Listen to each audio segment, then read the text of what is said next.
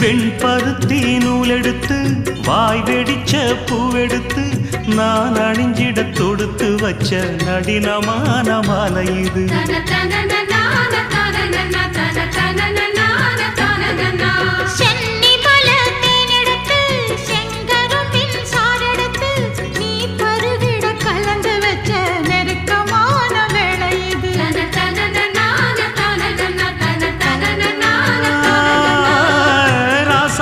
உடம்பிருக்கும் ரவிக்க துணி நானாக அன்னாடம் சூடி கொள்ள ஆசை வச்சாகாதா.